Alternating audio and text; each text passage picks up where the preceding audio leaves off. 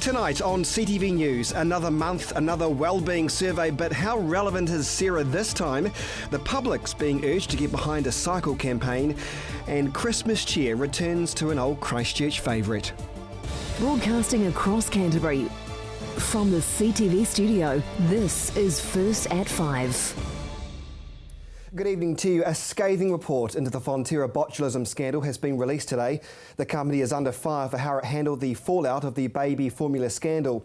The government report suggests a cover-up by Fonterra. Emma Cropper explains. Fonterra's been called ill-prepared and tardy following their response to last year's botulism scandal.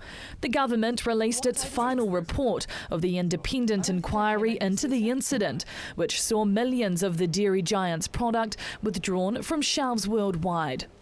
Fonterra made headlines last August in New Zealand's biggest food and safety scare after fears that whey protein concentrate found in its baby formula may be contaminated with botulism-causing bacteria. The inquiry criticises Fonterra's reaction to the incident, believing the genuine food safety culture of the company was on the back burner while it concentrated its attention on production and market share. The report states there were serious deficiencies in Fonterra's traceability systems. Despite product being sent for testing on June 21st, customers weren't notified until a month later on July 24th. It then took a further confusing 16 days to trace all affected products. The Ministry of Primary Industries didn't escape criticism, with the report finding it fell short of best practice, lacking a single coherent food incident management plan and untested protocols. The investigation left no stone unturned and makes 29 recommendations to the government for improvement. A food safety law reform bill is now being developed, with $7.9 million being invested over 4 years to strengthen core food safety, regulatory and operational capabilities. The investigation recommends that MPI should finalise its response model and undertake regular exercises and simulations in the hopes of avoiding a repeat of the incident in the future. Emma Cropper, CTV News. A gun and 2 stolen cars were among the seized items following a drug bust in Christchurch today. A 31-year-old will face drug charges after police raided 3 Christchurch properties. They found the man was in possession of methamphetamine and tools to manufacture the drug. The search warrants were issued after ongoing investigations by Christchurch police to disrupt what they say is the ongoing supply of methamphetamine in the Canterbury region. Canterbury District Commander Gary Knowles told CTV News a while ago the city was indeed facing an escalation in the PED problem right here in the city. We have seen a slight increase in methamphetamine. We have seen some organised crime groups come here, but we're putting a lot of work in to stem that flow. We are seeing that a lot of people are probably consuming a lot of harder drugs than the softer drugs. I think you're seeing an increase in PED because a lot of people have got more of a disposable income. You've got a whole population of people that work 6 days a week and then they're taking recreational drugs. It's not what I call an epidemic, but it's something we're certainly monitoring. EQC will find out tomorrow its responsibilities for land damage claims. It's hoped the court ruling will push forward claims struck in limbo. The High Court will deliver its judgment in relation to the Earthquake Commission's request for more clarity about EQC's coverage of land, which has greater vulnerability to flood damage. The High Court will decide if increased flooding vulnerability is a form of land damage covered under the Earthquake Act, and if increased flooding vulnerability settlements are permitted under the EQC Act. Well, a solution for Christchurch's flooding woes won't be in place by the time winter rolls around next year.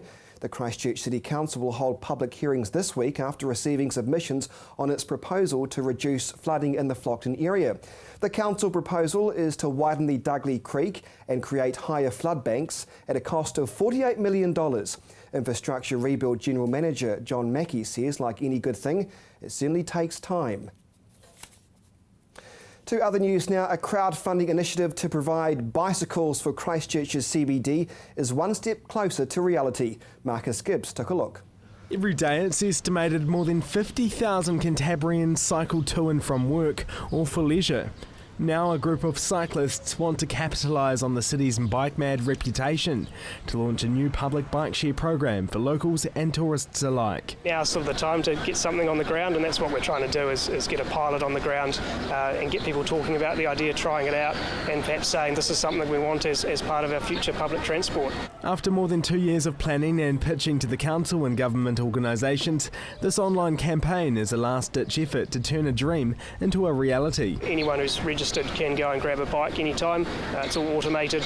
They can ride across town, and the first 30 minutes of every ride is free, and you can return the bike to any station and then do a return trip, so you can do multiple trips a day. The bikes cost $1,000 each, and using the online crowdfunding website Pledge Me, $16,000 has already been raised for the project. We've been really thrilled with the response. We've received about 37% of the target to date. We've got sort of about 150 individual pledges. We've got 500 people liking us on Facebook, and we've got lots of companies who are now starting to say we want to come on board with the corporate pledges. But with 12 days to go, these campaigners still need to raise nearly $30,000. I think so. I think if you look at crowdfunding campaigns, just as an idea, there's always a last minute burst, and so we're hopeful that will happen and we can get there. Yeah. The money raised will cover technical costs and the installation of the bikes in 3 or 4 locations. This will effectively move the campaign from the internet to the pavement. If it's funded, the program will initially run as a 2-year trial, and if it's a success, it's likely to become permanent. The idea is not a new one. Public bike share schemes are operating in Auckland and large cities around the world. From London to Beijing to Glasgow, this idea is another public transport option to help people move easily between businesses, attractions and back again. The organisers say that with a flat and compact layout, Christchurch is an ideal city for public bikes. We're really looking at people who are living and working in the central city. Obviously that's just starting to come back in, but we're looking at people who just want to shoot across town for a quick meeting, grab a coffee or maybe head out on their lunch break. Erin has been following the project's process for the last year. She shares the same vision and says it's a great idea. Especially for people like me who, I go from place to place around town, which is, too far to walk in a hurry but too far to drive. I think that the bike share is a perfect option for that. Linking the central city sites with the university would help break down congestion. Cycling is a great option for students. To allow students to go to and from campus to town and things like that would be great as well. Thieves need not to try and steal one of these bikes. Each of them will be fitted with GPS trackers, so the organisers know where they are at all times. Globally, thefts from bike share are really low, so about sort of 0.03%. You have to pre-register to use the bikes, and as part of that you have to provide a credit card for security.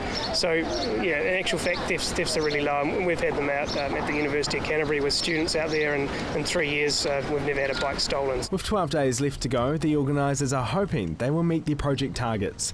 Marcus Gibbs, CTV News. Well, Sarah has released yet another wellbeing survey, as if you needed another one, did you? This is the region's emotional wellbeing surveys they have following the earthquake. So what has changed for residents over the last 2 years? Well, perhaps the most surprising result was apparently our frustration on the roads has eased. Sarah has released its 6th wellbeing survey, showing that more than half of people in Greater Christchurch are still experiencing poor emotional wellbeing. Although the survey shows people are feeling successively better since first surveyed in September 2012, 1 in 5 respondents still feel consistently stressed. The survey of nearly 8,000 respondents found that broadly residents in Selwyn and the Waimakariri district are more positive than those living in Christchurch City. While the survey found that approximately 3/4 of people are at least happy with their current well-being. The survey's Who5 self-assessment of 5 key questions found that more than half of the respondents in Greater Christchurch fell below the median of poor emotional well-being. But the survey says that without having a similar survey conducted pre-earthquakes, context is unknown. The level of confidence in the region and 3 district councils has increased and was considerably higher in Selwyn and the Waimakariri. Notably, a higher amount of people who have resettled post-earthquake in those two districts are happy with their relocation compared to those who relocated to other places in Christchurch. The survey had a feedback rate of 39% compared to 52% in the first survey 2 years ago. Despite a financial incentive of $500 per respondent to complete the survey, the figure was only slightly higher than the previous survey earlier this year and still below the margin of error rate. Sarah intends to continue the surveys until mid-2015. Well, it is really hard to believe the year is nearly over, isn't it? But as we reflect on 2014, what were the big events that happened in our region? Well, Emma Cropper took to the streets to find out what you thought. It's been a year filled with sex scandals, natural disasters and major construction in the city. The worst flooding in a century swamped most parts of Christchurch in March. Prime Minister John Key and former Labour leader David Cunliffe battled it out at St Margaret's College ahead of September's general election. Progress on the rebuild of the central city picked up pace. Key anchor projects were finalised and construction kick-started at the Justice and Emergency Precinct and bus interchange. Last month, one of the rebuild's leaders resigned. Roger Sutton stepped down as Chief Executive of the Canterbury Earthquake Recovery Authority, following a 7-week sexual harassment investigation. CTV News scanned the streets to see what locals thought has been the biggest headlines in Christchurch this year. Probably poor Roger Sutton. Probably the rebuild and Roger Sutton. Roger Sutton, EQC saga, yes. And the Wappy. I'd only say pedophiles. Probably the rebuild, I would think. Well, still to come here on CTV News, a Christchurch Christmas event delights the city and wind power becomes a design tool for buildings.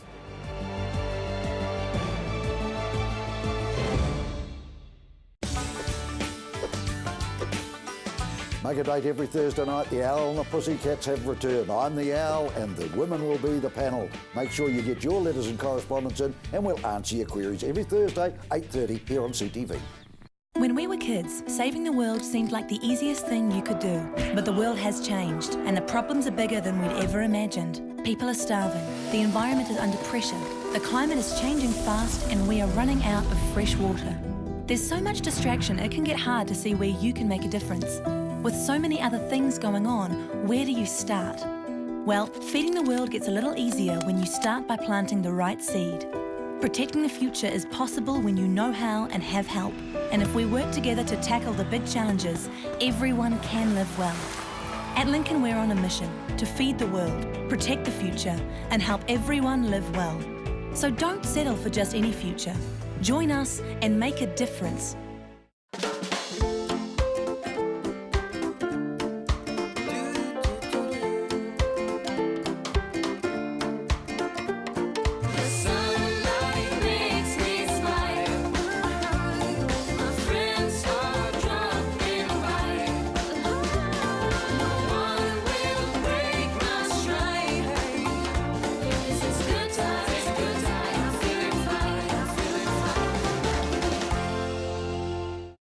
At NCRE, there is no job too big or too tough.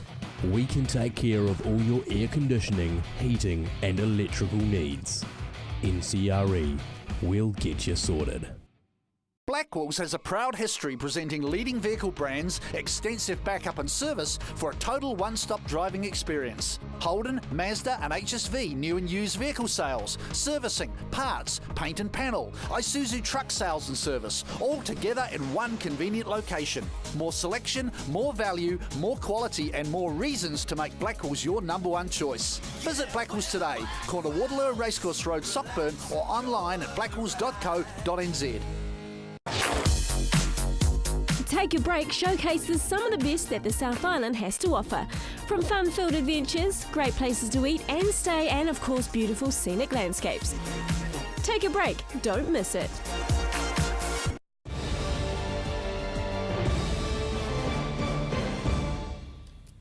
Welcome back to CTV News. Labour is labelling a decision to cut earthquake-related funding as another kick in the guts for Christchurch. Over the past 4 years, local MPs have received funding to help residents with earthquake-related issues. But Ruth Dyson's now calling the decision to cut that funding as a heartless move. Office staff working on hardest-hit areas have been told they have until the end of Christmas Eve before their contracts expire. A Canterbury University student is measuring wind power to help improve design for property developers. Marcus Gibbs takes a look. Christchurch is a great place to shop. That's until the wind changes. The northeasterly sends shivers up Cantabrians' bodies and turns away customers from outdoor shops. The northeasterly is a huge problem in bringing the temperature or the perception of comfort down. Victoria Toner's new project hopes to change that. The master's student is designing world-first software that will help developers create warm and sheltered courtyards. So it looks at sun and wind and air temperature, and it allows developers and designers to assess the comfort around their development while it's still in the design phase, and then they can make improvements. Victoria says following her advice could make financial sense. If a space is known to attract people because it's comfortable, so many more people will come, and the space will be so much more vibrant than if it had an issue with wind. For the last few weeks, Victoria has been standing out in the cold. She's been surveying shoppers about the strength of the wind and its temperature. This here is actually just measuring wind at pedestrian height, and I'll match this with weather data that's being measured on top of one of the containers, and that allows me to understand how people walking around Restart Mall experiencing the wind. The Christchurch City Council and the Central City Development Unit are both interested in the project. Just understanding how to mitigate issues with wind especially. So what's the wind like at Restart Mall? And today's pretty calm. Some days it's been getting up to 7 metres per second, which is very high. Today's been between 1 and 3 metres per second, so that's quite bearable. All hope isn't lost if a building has already been finished. Victoria's research can still make the wind more bearable. Later in the design phase, or once a building's under construction, it's more looking at windbreaks and sun shelters. The sooner a developer looks into how the wind will affect their business, the better. If it's a very early design phase, they could even switch buildings around, like put the taller buildings on the south side or vice versa to block the wind. Victoria has been juggling her Master of Building Science degree with her work at a local engineering firm. She hopes to continue with her research following the completion of her Masters. Marcus Gibbs, CTV News. A pigeon cull could be on the cards for Ashburton as the council struggles to cope with an influx of the birds. The council's had enough and is now asking local businesses to have their say on how to deal with them. They have until the end of January next year to respond. Any eradication technique is yet to be decided, but the council says options include laser emitters, trapping, poisoning and shooting. Well, for more than a decade, a group of Santa's helpers has been transforming a Christchurch local industry into something incredibly special. The Sprayden Santa's grotto opened today, and over the next 2 weeks, thousands of Cantabrians will pour through the doors. Marcus Gibbs has this story.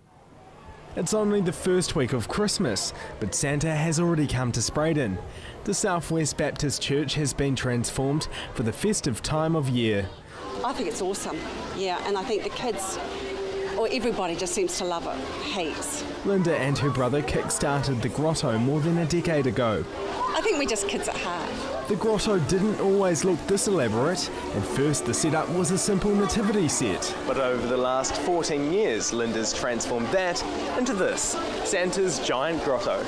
This collection is worth more than $700,000. It's not cheap to put on something like this, but it's well worth it, with more than 30,000 people poring over it in the next few weeks. This year there are the old favourites such as the Toy Factory and Toyland exhibits, as well as the very popular German village scene, including a cathedral and German pyramid.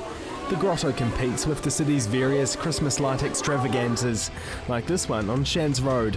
I think we're all different, and I think we all cater for different people, different needs, different whatevers. And so people can go right round the whole lot, or they can just come to whichever one they like. Do you think yours is the best? Oh, definitely. Definitely. This grotto is something special, a labour of love for the brother and sister team, as well as other volunteers. Many of these exhibits are hand-built. It costs $30,000 every year just to open the grotto, let alone the cost of displays filling the room. Despite their expense, Linda says it's money well spent. Totally, yeah. And I think the people, if you talk to the people coming through, I think they would agree. The children love it. It's cool. So cool. Everyone here has their favourite exhibit. The Elves Workshop mystifies the children. Do you think the elves are doing it? Yeah. I like it all. I think each one has a special purpose and it meets different people, like Toyland is specifically for the kids, they love that. The grotto is running out of space and would like to expand to other parts of the city within the next few years.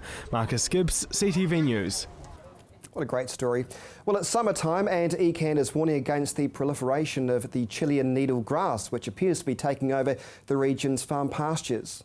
Environment Canterbury is advising people in rural areas to watch out for the spread of Chilean needlegrass. This pesky weed grows well in December as it's left ungrazed by stock. 300 hectares on 14 properties are currently affected by it in Canterbury. ECAN says containment over the last 2 seasons has seen the pest spread to only 1 new property. This weed is drought tolerant and competes with pasture for space. ECAN says in addition to keeping an eye out for the distinctive purple seed heads, the most likely locations for Chilean needlegrass are stockyards, around wool sheds, the edges of vehicle tracks, dry hill faces or land with empty pastures, in areas where hay from other properties has been fed out. Well, still to come here on CTV News, your region's weather.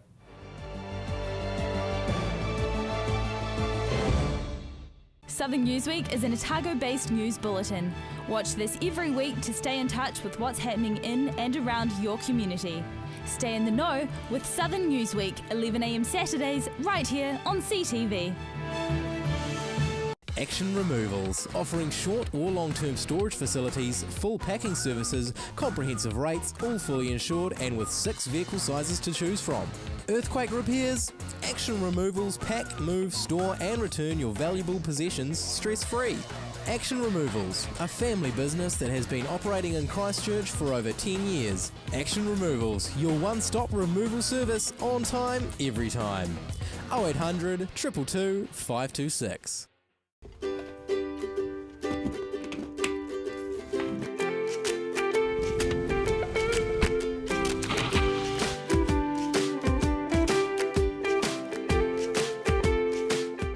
Best friend on holiday to snuggle in boarding Canterbury. We pride ourselves on having a safe, clean and fun environment for your feline companion. With luxury heated rooms, private courtyard, comprehensive menu and room service provided by trained staff and vet nurses, Snuggle In is simply the best for your pet. Looking for that perfect gift for a loved one? Wanting to add some vibrance to your home? Or just looking to brighten up your workplace? No matter the occasion, the Hitching Post has something for everyone. Lose yourself in their extensive range of homeware, art, glass and plasma cut metalwork. The Hitching Post is your one-stop shop for great style and quality. So come on down to the Hitching Post, 722 Marshland Road. Welcome to Caltex Redwood. We're a family-owned business proudly supporting our local community. We're open 24/7 for fuel and shop goods and we have an amazing team of people ready to help you. Save at least 6 cents per litre using AA Smart Fuel cards. We also offer great value on our LPG bottle fills. We have a full workshop and Bridgestone Tyre Centre. Our mechanics and tyre technicians will get your car sorted. Caltex Redwood, we're just down from St Bede's on Main North Road. Caltex Redwood, what drives you? Hi, I'm Jude Kirk. Join me weekdays for Let's Go Shopping.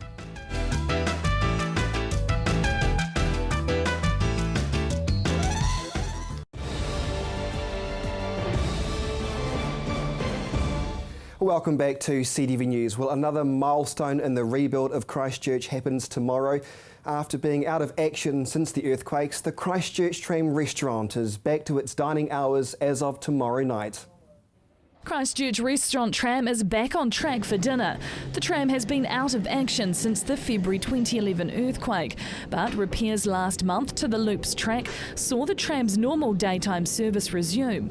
Tram operators welcome aboard, says it has refreshed the menu and refined the restaurant service in time for summer. The restaurant Tram will run from 7 p.m. to 9:30 p.m. daily, departing from Cathedral Junction. Fantastic news. Now it's time for the region's weather outlook. Good evening, Canterbury. First in Timaru, Temuka and Geraldine. They reached a high of 22 degrees. Methven and Ashburton slightly warmer with a high of 23. Rakaia 23 degrees. Darfield peaked at 23. Leeston and Rolleston hit a warmer 24. Looking at Lincoln and Christchurch, 24 degrees. Over in Akadawa, a sunny and warm day for you today with a high of 24. Moving north, Rangiora, Kaipoi and Amberley hit a nice 24 degrees today with plenty of sunshine. The region's low went to Culverden, Hanna Springs and Cheviot with a high of just 20 degrees. Further north in Kaikoura, they hit a much warmer 24. But what about tomorrow? In Timaru, cloudy and cold with rain easing during the day. Expect moderate southerly winds with an overnight low of 11 and a high of 14 degrees.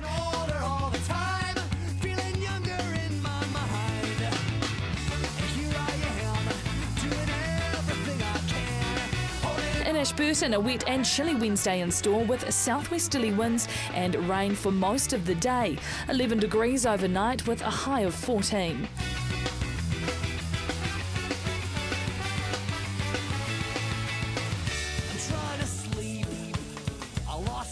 Christchurch, periods of rain and cold southwesterly winds make for a damp day. 11 overnight with a high of 14.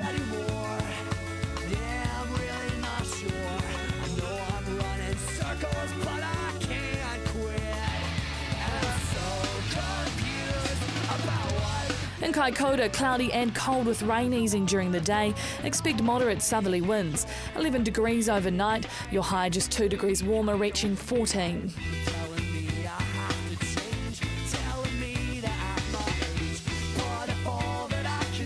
In other areas around the region, Temuka and Geraldine rain for most parts of the day with a high of 13. Methven and Rakaia a low of 11 and a high of 13. Darfield, Leeston and Rolleston rain morning and night with a high of just 13 degrees. Looking now at Lincoln, expect rain with a high of 13.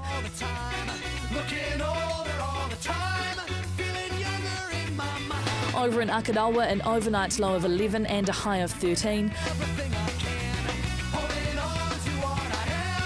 Rangiora, Kaipoi and Amberley get the umbrellas out with rain expected for most of your Wednesday. At the top in Culverden, Hanna Springs and Cheviot, rain expected all day, only reaching a high of 13 degrees. And looking ahead for Canterbury, cloudy and cold on Thursday, but mostly dry, with a few drizzle patches possible morning and night. Expect moderate easterly winds. Cloudy on Friday and Saturday, with some scattered light showers and moderate cold southerly winds. Showers clearing on Saturday night, with ground frosts possible. Fine and sunny on Sunday, with moderate northeasterlies. Expect high cloud on Monday with light variable winds. And that's your region's weather today. Well, finally tonight, a couple of housekeeping notes. Of course, there's been some major changes to Canterbury's bus routes. The man involved, or the man responsible for those bus changes, joins me on on News Talk Speed tomorrow. You can speak to him directly with your concerns if you are a regular user of the Christchurch bus service. But also some other important information to know about. Environment Canterbury is holding an asbestos awareness evening tomorrow night. The event is geared up for Cantabrians planning their own DIY work or repairs over summer, something to be very careful about. If you want more information on the asbestos awareness, this is definitely going to be a seminar for you, because there will be an opportunity to ask questions of WorkSafe, Environment Canterbury, and the man himself, the Medical Officer of Health. He's a great man, Dr. Alistair Humphrey, will be there as well. ECAN says there'll also be health and safety experts on hand, and people will be able to look at real examples of asbestos-related things. The event is at Addington Raceway tomorrow night from 5:30 p.m. until 7 p.m. Well, thank you so much for joining me. That is CTV News for this Tuesday. Have a great night.